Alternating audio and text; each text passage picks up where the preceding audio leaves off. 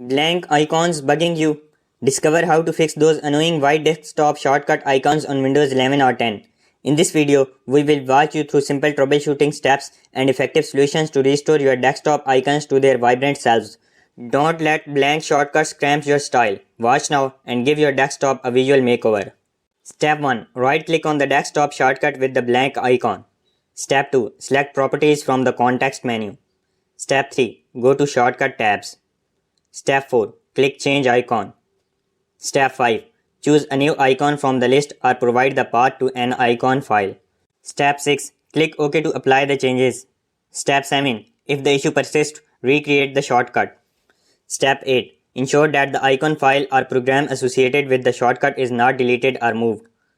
Step 9. Update your graphics drivers. Step 10. Perform a system file checker (SFC) using the command prompt to fix potential corruption.